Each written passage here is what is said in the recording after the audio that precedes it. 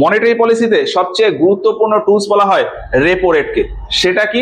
আমরা নর্মালি টাকার প্রয়োজন হলে ব্যাংক থেকে ধার নিই, সেই রকমই ব্যাংকের যদি কখনো প্রয়োজন হয় ব্যাংক আরবিআই এর কাছ থেকে টাকা ধার নিতে পারে। তো ব্যাংক আরবিআই এর কাছ থেকে যে সুদের হারে মানে যে ইন্টারেস্ট রেটে টাকা নেয় সেটাকেই বলা হয় রেপো রেট। এবার এই রেপো রেটের মাধ্যমে ব্যাংক আরবিআই এর কাছ থেকে যেভাবে টাকা নেয় সেই সিস্টেমটা একটু আলাদা। কিরকম?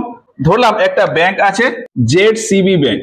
এবার এই ব্যাংকের হয়তো কিছু টাকার প্রয়োজন। কত টাকার প্রয়োজন? ধরলাম 200 কোটি টাকার প্রয়োজন। এই 200 কোটি টাকা ম্যানেজ করার জন্য এই ব্যাংকটা আরবিআই এর কাছ থেকে ধার নেবে। তো এই ব্যাংক আরবিআই এর কাছ থেকে ধার নিতে গেলে যে রেটে ধার নেবে সেই রেটটাকে বলা হয় রেপো রেট। ধরলাম এই রেপো রেটটা হলো 5%। এবার এইখানে সিস্টেম কেমন হবে? এই ব্যাংকের দরকার হচ্ছে 200 কোটি টাকা, কিন্তু যখন আরবিআই এর কাছ থেকে আনতে যাবে তখন এই ব্যাংকে 200 কোটি টাকা দেবে না। 200 কোটি টাকার 5% কত হয়? 10 কোটি টাকা। তো এর থেকে 10 কোটি টাকা মাইনাস করলে কত হয়? 190 কোটি টাকা। আরবিআই এই ব্যাংকটাকে 190 কোটি টাকা দেবে। এখানে কনসেপ্টটা কি? ব্যাংকের যত টাকা প্রয়োজন আরবিআই রেপো রেট হিসাবে ওই পরিমাণ টাকা কমিয়ে রেখে এই ব্যাংকে পয়সাটা দেবে। এই ব্যাংকের 200 কোটি টাকা প্রয়োজন হলে 10% মানে 10 কোটি কমিয়ে দিয়ে 190 কোটি টাকা দেবে। এবার ব্যাপারটা এখানেই সীমিত না। আমরা যেরকম ব্যাংক থেকে লোন নিতে গেলে আমাদেরকে কিছু কোল্যাটারাল মানে মর্টগেজ কিছু রাখতে হয়, সেই রকমই এই ব্যাংক আরবিআই এর কাছ থেকে যখন টাকা আনতে যায় তখন মর্টগেজ হিসাবে কিছু রাখতে হয়, মানে কোল্যাটারাল হিসাবে কিছু রাখতে হয়। কি রাখতে হবে? গোল্ড রাখা যেতে পারে, বা এই 200 কোটি বা তার বেশি কোনো ভ্যালু, মানে কি 200 কোটি প্লাস কোনো ভ্যালুর গভর্নমেন্ট সিকিউরিটি বা গভর্নমেন্ট বন্ড আরবিআই এর কাছে জমা রাখতে হবে। এক কথায় কি, কোনো না কোনো জিনিস আরবিআই এর কাছে জমা রাখতে হবে যার ভ্যালু 200 কোটি বা তার বেশি। তো ধরলাম এই ব্যাংকের কাছে একটা গভর্নমেন্ট বন্ড আছে যার ভ্যালু হয়তো 200 কোটি। তাহলে এই যে পেপার বা এই যে বন্ডটা, এই বন্ডটা এই ব্যাংক আরবিআই এর কাছে জমা রাখবে।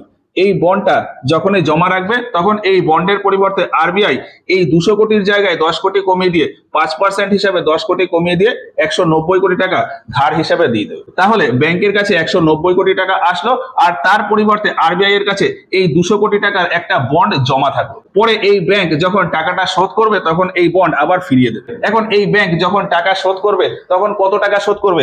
এই 190 কোটি টাকা নাকি 200 কোটি টাকা? ব্যাংককে তখন এই 200 কোটি টাকা শোধ করতে হবে। ব্যাংক যখন আরবিআই এর কাছ থেকে পাবে তখন পাবে 190 কোটি, কিন্তু শোধ করতে হবে 200 কোটি। ব্যাংক যখন আরবিআই কে আবার 200 কোটি টাকা জমা দিয়ে দেবে তখন আরবিআই এই বন্ডটা আবার এই ব্যাংকে ফিরিয়ে দেবে। ব্যাংক যদি 200 কোটি টাকা না দেয় তাহলে আরবিআই এই বন্ডটাকে আটকে রাখবে। রেপো রেটে এইভাবে ট্রানজাকশন হয়। এবার এই ট্রানজাকশনটা আমি যদি একটু দেখি, আরবিআই অ্যাকচুয়ালি এই ব্যাংকের কাছে একটা বন্ড ছিল সেটাকে কিনে নিল। ব্যাংকের কাছে একটা হয়তো 200 কোটি টাকার বন্ড রইলো, ব্যাংকের এখন টাকার দরকার বলে আরবিআই 5% ডিসকাউন্ট দিয়ে, অর্থাৎ 200 কোটির 5% মানে 10 কোটি টাকা ডিসকাউন্ট দিয়ে এই 190 কোটি টাকা ব্যাংকে দিয়ে এই বন্ডটা কিনে নিল। এবার ব্যাংক কি করবে? এই বন্ডটা যেহেতু আগে ওই ব্যাংকের ছিল, ব্যাংক এই বন্ডটা আবার আরবিআই এর কাছ থেকে কিনে নেবে। এখন আরবিআই এর কাছ থেকে যখন আবার এই বন্ডটা কিনতে যাবে তখন সেই 200 কোটি টাকাই আরবিআই কে ফেরত দিতে হবে। তাহলে এখানে কি হলো? আরবিআই প্রথমে এই বন্ডটা কিনে নিয়েছিল অর্থাৎ পারচেস করছিল, ব্যাংক আবার এই বন্ডটাকে কিনলো অর্থাৎ রিপারচেস করলো। এই বন্ডটা যেহেতু রিপারচেস করা যাবে আর এই রিপারচেসটা যেহেতু এই 5% এর হিসাবে হয়েছে, এই জন্য এই সিস্টেমটাকে বলা হয় রিপারচেসিং অপশন, যেটাকে শর্টে চলে এসছে রেপো। এই ট্রানজাকশনটা 5% এর মাধ্যমে সম্পন্ন হচ্ছিল, এই জন্য ওই রিপারচেসিং অপশনের জন্য যে রেটটা সেটাকেই বলা হয় রেপো। রিপারচেসিং অপশন মানেই হলো রেপো। তো এই হচ্ছে ওভারঅল ব্যাংক আর আরবিআই এর ভেতর টাকা লেনদেনের হিসাব। এবার এই রেপোর সাথে সাথে আরো দুটো টার্ম আছে, সেটা হলো টার্ম রেপো আর এলটিআরও। কি কি বললাম? রেপো, টার্ম রেপো আর হচ্ছে এলটিআরও। এই তিনটে একই সিস্টেম, ব্যাংকের প্রয়োজনে আরবিআই এর কাছ থেকে ধার নেওয়া। এখন ধার কত দিনের জন্য নিচ্ছি বা কত সময়ের জন্য নিচ্ছি সেই হিসাবে এই তিনটে রেট চলে এসছে। ব্যাংকের যদি একদিনের জন্য টাকার প্রয়োজন হয় সেক্ষেত্রে আরবিআই এর কাছ থেকে যে রেটে লোন নেয় সেটাকে বলা হয় রেপো রেট। যদি একদিনের বেশি মানে 2 দিন, 5 দিন বা 7 দিন, 14 দিন, 28 দিন মানে 1 মাসের কম সময়, একদিনের বেশি আর 1 মাসের কম, এইটুকু সময়ের জন্য যদি ব্যাংক আরবিআই এর কাছ থেকে লোন নিতে চায় সেক্ষেত্রে যে রেট সেটা হলো টার্ম রেপো রেট। আর 1 মাসের বেশি সময়ের জন্য যদি ব্যাংক আরবিআই এর কাছ থেকে ধার নিতে চায় সেক্ষেত্রে সেটাকে বলা হয় এলটিআরও বা লং টার্ম রেপো অপারেশনস, অর্থাৎ এলটিআরও রেট।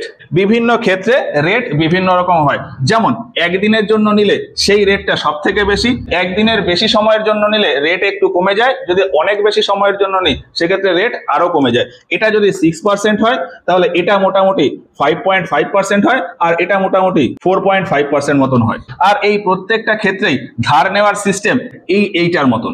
এবার এই রেপোতে আরো একটা কন্ডিশন আছে, ব্যাংক যত খুশি অ্যামাউন্ট চাইলেই আরবিআই বা সেন্ট্রাল ব্যাংকের কাছ থেকে ধার নিতে পারবে না। রেপো রেট বা এলটিআরও বা টার্ম রেপো এইসবের মাধ্যমে লোন নেওয়ার কিছু লিমিট আছে। যেমন আরবিআই লিমিট সেট করে রেখেছে যে ব্যাংক এই রেপো রেটের মাধ্যমে ব্যাংকের যে এনডিটিএল অর্থাৎ ব্যাংকের কাছে যে অ্যামাউন্ট আছে তার মাত্র 0.25% অ্যামাউন্ট লোন নিতে পারবে। ব্যাপারটা কি, আমি ধরলাম যে এই যে ব্যাংকটা, এই ব্যাংকের এনডিটিএল হয়তো 5,000 কোটি টাকা, তাহলে নিয়ম রয়েছে যে এই ব্যাংকটা রেপো রেট হিসাবে যদি লোন তুলতে চায়, মানে একদিনের জন্য যদি লোন তুলতে চায়, তাহলে এই যে এনডিটিএল এই যে অ্যামাউন্ট এর 0.25% ম্যাক্সিমাম অ্যামাউন্ট তুলতে পারবে। তো এর 0.25% কত হয়, এর 0.25% হয় মোটামুটি 12.5 কোটি টাকা মতন। এটা কত, 0.25%। আর এই ব্যাংকটাই যদি টার্ম রেপো এই রেটে লোন তুলতে চায় সেক্ষেত্রে 0.75% মানে প্রায় 37.5 কোটি টাকা লোন তুলতে পারে।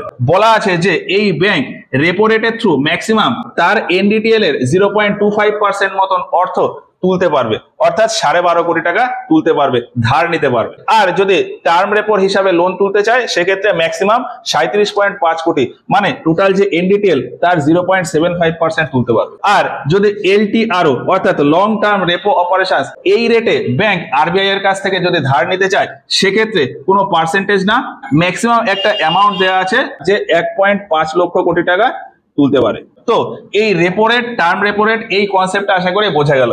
এরপরে আসি রিভার্স রেপো রেটে। সেটা কি, যেমনটা বললাম যে ব্যাংকের যদি কখনো অর্থের প্রয়োজন হয় ব্যাংক আরবিআই এর কাছ থেকে টাকা নিয়ে আসতে পারে। কখনো যদি এরকম হয় যে ব্যাংকের কাছে হয়তো টাকা পয়সা রয়ে গেছে, মানে এই যে ব্যাংকের কাছে 5,000 কোটি টাকা ছিল, এর থেকে কিছু অ্যামাউন্ট সিআরআর আর এসএলআর ফর্মে থেকে যাবে, বাকি যে অ্যামাউন্টটা রয়েছে সেই অ্যামাউন্টটা ব্যাংক লোন হিসাবে মার্কেটে খাটিয়ে দিতে পারে। কিন্তু সিচুয়েশন হয়তো দেখা গেল যে কেউ লোন নিচ্ছে না বা খুব কম লোকে লোন নিচ্ছে, তাহলে ব্যাংকের কাছে ওই পরিমাণ টাকাটা থেকে যাবে, পুরোটা না থাকুক কিছুটা পরিমাণ টাকা ব্যাংকের কাছে থেকে যাবে। এখন ব্যাংকের কাছে টাকা থেকে যাওয়া মানে ব্যাংকের লস। ব্যাংক যত ওই টাকা বিভিন্ন জায়গাতে ইনভেস্ট করে দিতে পারবে, যত লোন খাটিয়ে দিতে পারবে তত ব্যাংকের লাভ।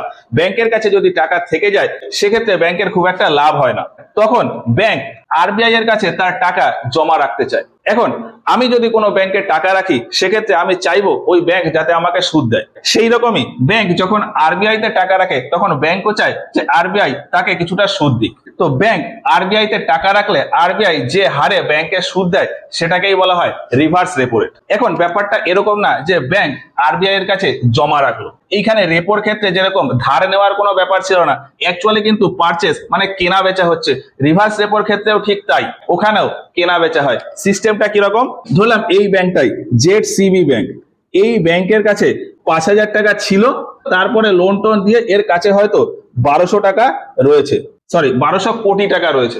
জেডসিবি তার এই 1200 কোটি টাকাটা কাউকে লোন হিসাবে হয়তো খাটাতে পারেনি, তাহলে এই জেডসিবি ব্যাংকটা চায় যে এই 1200 কোটি টাকা আরবিআই তে রেখে দেবে। এখন রেখে দেওয়ার ব্যাপারটা এখানে কিরকম, এই ব্যাংকটা কিন্তু আরবিআই তে ডাইরেক্ট 1200 কোটি টাকা রাখবে না। কত টাকা রাখবে, ওই যে রিভার্স রেপো রেটের হিসাবে। তো রিভার্স রেপো রেট আমি ধরলাম 3%, তাহলে এই 1200 কোটি টাকার 3% কত হয়, 3% হয় 36 কোটি টাকা। তাহলে এখান থেকে আমি যদি 36 কোটি টাকা মাইনাস করে দিই আমার কত ভ্যালু আসে, 1164 কোটি টাকা। তো আরবিআই 1200 কোটি টাকা না রেখে 1164 কোটি টাকা নিজের কাছে রাখবে। 1200 কোটি টাকার ভেতর 36 কোটি টাকা ব্যাংক নিজের কাছে রেখে দেবে, বাকি 1164 কোটি টাকা আরবিআই রাখবে। এই যে পার্সেন্টেজটা হলো, এই ট্রানজাকশনের ক্ষেত্রে যে পার্সেন্টেজটা দেওয়া আছে এই পার্সেন্টেজ অনুযায়ী ভ্যালু এখানে কমে যাবে, আর এই কমা ভ্যালুটাই আরবিআই এর কাছে রেখে দেবে। এবার এখানেও কন্ডিশন আছে, আরবিআই ব্যাংকের কাছ থেকে এই 1164 কোটি টাকা নিল, তার পরিবর্তে আরবিআই এই যে 1200 কোটি টাকা ভ্যালু, এই 1200 কোটি টাকার একটা গভর্নমেন্ট বন্ড এই ব্যাংককে দিয়ে দেবে। কি বললাম, একটা গভর্নমেন্ট বন্ড থাকবে যার ভ্যালু 1200 কোটি টাকা, এই বন্ডটা আরবিআই এই ব্যাংককে দিয়ে দেবে। এখানে অ্যাকচুয়ালি কি হলো, এই ব্যাংকটা আরবিআই এর কাছ থেকে 1200 কোটি টাকার একটা বন্ড 3% কম রেটে মানে 1164 কোটি টাকা দিয়ে কিনে নিল। তারপর এই ব্যাংকের যখন আবারও টাকার প্রয়োজন হবে সে আবার আরবিআই কে বলবে, আরবিআই তখন এই ব্যাংকটাকে 1200 কোটি টাকায় পেমেন্ট করবে। এখানে ব্যাংকের ক্ষেত্রে যেরকম পরের বার পেমেন্ট করার সময় পুরো পেমেন্ট করতে হয়েছিল, এক্ষেত্রেও তাই পরের বার পেমেন্ট কে করবে? আরবিআই। তাহলে আরবিআই এই পুরো 1200 কোটি টাকা এই ব্যাংকে পেমেন্ট করে দেবে। পেমেন্ট করলে এই যে বন্ডটা আবার আরবিআই কে ফিরিয়ে দেবে। তো এই সিচুয়েশনের ক্ষেত্রেও আমাদের একটা কেনা বেচার ব্যাপার আসছে, আর এই কেনা বেচাটা আগের কন্ডিশনের ঠিক উল্টো। এই জন্য মাঝখানে এই যে ইন্টারেস্ট রেট বা ট্রানজাকশনের রেট আছে, এই রেটটাকে বলা হয় রিভার্স রেপো রেট।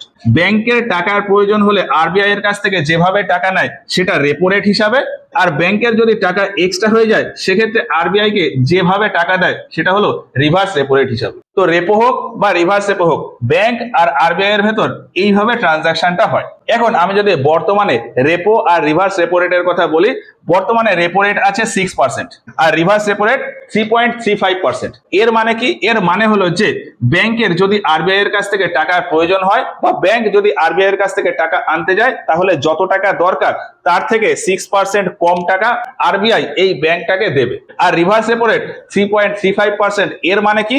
ব্যাংক যদি তার টাকা আরবিআই তে জমা রাখতে চায় তাহলে যে পরিমাণ অ্যামাউন্ট জমা রাখতে চাইছে তার থেকে 3.35% কম অ্যামাউন্ট আরবিআই তে জমা রাখতে পারবে বা আরবিআই কে দিয়ে দিতে পারবে। আর আরো দুটো রেট আছে, টার্ম রেপো আর হচ্ছে এলটিআরও। এই দুটোর কোনো ফিক্সড রেট নেই। ব্যাংক যদি আরবিআই এর কাছ থেকে টার্ম রেপো অনুযায়ী লোন আনতে চায় বা টাকা নিতে চায়, সেক্ষেত্রে আরবিআই এর সাথে বসে কথাবার্তা হয়। ব্যাংক আর আরবিআই এর সাথে বার্গেনিং এর মাধ্যমে এই টার্ম রেপো আর এলটিআরও এই দুটো ঠিক হয়। এবার এই রেপো বা রিভার্স রেপো এই দুটো রেটের প্রভাব পাবলিকের উপর কেমন পড়ে সেটা একটু বলি। দেশে সবার উপরে থাকে আরবিআই, তার নিচে থাকে ব্যাংক, আর তার নিচে হচ্ছে পাবলিক। পাবলিকের লোন বা টাকা পয়সার প্রয়োজন হলে ব্যাংক থেকে নিয়ে আসে, ব্যাংকে যদি টাকা পয়সার প্রয়োজন হয় তাহলে আরবিআই থেকে নিয়ে আসে। এবার আরবিআই আর ব্যাংকের ভেতরে একটা এগ্রিমেন্ট করাই আছে যে রেপো রেট যা হবে পাবলিককে তার থেকে বেশি রেটে লোন দিতে হবে। রেপো রেট যদি 6% হয় তাহলে পাবলিককে হয়তো 7% বা 8% বা 8.5% এইরকম রেটে লোন দিতে হবে। রেপো রেট যা থাকবে তার থেকে কম রেটে যেন ব্যাংক পাবলিককে লোন না দেয়। এইবার যদি রেপো রেট বেশি থাকে আর রিভার্স রেপো রেট এটাও বেশি থাকে, রেপো বা রিভার্স রেপো দুটোই যদি বেশি থাকে, সেক্ষেত্রে কি হবে? রেপো রেট যদি বেশি থাকে তাহলে ব্যাংক পাবলিককে যে রেটে লোন দিচ্ছে সেই রেটের পরিমাণটাও বেশি হয়ে যাবে। এই রেটটা যদি বেশি হয়ে যায় পাবলিক লোন কম নেবে। পাবলিক যদি লোন কম নেয় তাহলে ব্যাংকের কাছে টাকা থেকে যাবে। ব্যাংকের কাছে টাকা থেকে গেলে ব্যাংক কি করবে? আরবিআই এর কাছে সেই টাকাটা জমা দিলে তার আরেকটা লাভ কি? রিভার্স রেপো রেট বেশি। রিভার্স রেপো রেট বেশি থাকলে আরবিআই এর কাছ থেকে বেশি বেশি পয়সা পাবে। তার মানে ব্যাংক তার যে টাকাটা আছে সেটাকে আর কাউকে লোন হিসাবে দিচ্ছে না বা কম দিচ্ছে। ব্যাংক কত পরিমাণ লোন দিতে পারছে সেটাকেই বলা হয় ব্যাংকের লিকুইডিটি। ব্যাংক যে পরিমাণ লোন দিতে পারছে বা ব্যাংক যে পরিমাণ লোন দিচ্ছে সেটাকে বলা হয় ব্যাংকের লিকুইডিটি। এখন পাবলিক যদি লোন না নেয় তাহলে ব্যাংক কাউকে লোন দিতে পারবে না, সেক্ষেত্রে ব্যাংকের লিকুইডিটি কিন্তু কমে গেল। কিভাবে কমলো? আরবিআই এই রেপো রেট আর রিভার্স রেপো রেট বাড়িয়ে দিল, তার জন্য ব্যাংকের লিকুইডিটি কমে গেল। ব্যাংকের লিকুইডিটি কমে গেলে লোনের পরিমাণ কমে গেল। লোনের পরিমাণ কমে গেলে মানুষের কাছে টাকা পয়সা কম আসলো। মানুষের কাছে টাকা পয়সা কম আসলে ডিমান্ড কমে গেল। ডিমান্ড কমে গেলে দাম কমে গেল। দাম কমে যাওয়া মানে প্রাইস স্টেবল থাকলো। এবার এই সিচুয়েশনটাই যদি উল্টো হয়ে যায়, রেপো রেট বা রিভার্স রেপো রেট যদি কমিয়ে দেওয়া হয়, সেক্ষেত্রে কি? সেক্ষেত্রে এই পিএলআর বা এমসিএলআর এই রেটটাও কমে যাবে। ব্যাংক পাবলিককে যে রেটে লোন দিতে চাইছে সেই রেটটা কমে গেল, তাহলে পাবলিক বেশি বেশি করে লোন নিয়ে নেবে। আর রেপো রেট কম থাকায় ব্যাংকও চাইবে যে আমি আরবিআই এর কাছ থেকে লোন নিয়ে পাবলিককে দিয়ে দিই। তো সেক্ষেত্রে কি হবে? ব্যাংকের লোনের পরিমাণ বেড়ে যাবে, ব্যাংক লোন দেওয়ার পরিমাণ বেড়ে যাবে, তার মানে ব্যাংকের লিকুইডিটি বেড়ে যাবে। আর ব্যাংকের লিকুইডিটি বেড়ে যাওয়া মানে কি? ব্যাংক ওই যে লোন বেশি বেশি দিচ্ছে, ব্যাংক লোন বেশি দিলে পাবলিকের কাছে টাকা বেশি আসছে, পাবলিকের কাছে টাকা বেশি আসলে ডিমান্ড বেড়ে যাবে, ডিমান্ড বেড়ে গেলে জিনিসপত্রের দামও বেড়ে যাবে। আর জিনিসপত্রের দাম বেড়ে গেলে সেই সিচুয়েশনটাকেই বলে কি? ইনফ্লেশন। তো সামান্য পরিমাণ ইনফ্লেশন হলেও মার্কেট কন্ট্রোলে থাকবে, মার্কেটে জিনিসপত্রের দাম নিয়ন্ত্রণের ভেতর থাকবে। এটা নর্মালি কি করা হয়? নর্মালি জিনিসপত্র যেরকম রয়েছে সেইভাবে চলতে চলতে কখনো হয়তো দেখা গেল যে জিনিসপত্রের দাম খুব বেড়ে যাচ্ছে, ব্যাংকের রেট ফেট সব কনস্ট্যান্ট আছে কিন্তু জিনিসপত্রের দাম এমনি এমনি বেড়ে যাচ্ছে, অর্থাৎ ইনফ্লেশন হচ্ছে, মুদ্রাস্ফীতি হচ্ছে। তো সেক্ষেত্রে কি করব? জিনিসপত্রের দাম কমাতে হবে। জিনিসপত্রের দাম কমাতে গেলে মানুষের কাছে টাকা পয়সা কম দিতে হবে, মানে মানুষের কাছে যাতে টাকা পয়সা না থাকে সেই ব্যবস্থা করতে হবে। এখন মানুষের কাছে টাকা পয়সা থাকবে না কখন? যখন ব্যাংক মানুষকে লোন কম দেবে। আর লোন কম দেওয়া হবে কখন? যখন এই রেট হাই থাকবে। রেট হাই থাকা মানে কি? রেপো রেটও হাই থাকা। এবার এই রেপো রেট হাই করে কে? আরবিআই। আরবিআই যদি রেপো রেট হাই করে দেয়, মার্কেটে টাকা পয়সা কমে যায়, লিকুইডিটি কমে যায়, ফলে জিনিসপত্রের দাম কমে যায়, আর এইভাবে জিনিসপত্রের দাম উঠানামা করে। এবার এইখানে আমি যদি একটা জিনিস দেখি যে ব্যাংক এই রেপো আর রিভার্স রেপো এই দুটোকে কন্ট্রোল করে ব্যাংকের লিকুইডিটি কন্ট্রোল করছে, মানে ব্যাংক কত পরিমাণ লোন দিতে পারবে কি পারবে না সেটা নিয়ন্ত্রণ করছে। তো এই রেপো আর রিভার্স রেপোর মাধ্যমে যেহেতু ব্যাংকের লিকুইডিটি অ্যাডজাস্ট বা কন্ট্রোল হচ্ছে, এই জন্য রেপো আর রিভার্স রেপোকে একসাথে বলা হয় LAF বা লিকুইডিটি অ্যাডজাস্টমেন্ট ফ্যাসিলিটি। তো রেপো আর রিভার্স রেপোর কনসেপ্ট আশা করি বোঝা গেল। এবার এই রেপো বা রিভার্স রেপো একসাথে যদি বলি LAF অর্থাৎ লিকুইডিটি অ্যাডজাস্টমেন্ট ফ্যাসিলিটি, এই কনসেপ্টটা কিন্তু আগে ছিল না, এই কনসেপ্টটা আনা হয় 2000 সালে। কি বললাম? রেপো রেট বা রিভার্স রেপো রেট আগে কিন্তু ছিল না। আগে এই রেপো বা রিভার্স রেপো এই দুটো রেটের জায়গায় ছিল ব্যাংক রেট। তো ব্যাংক রেট নিয়ে আমরা এর পরে ক্লাসে বলবো।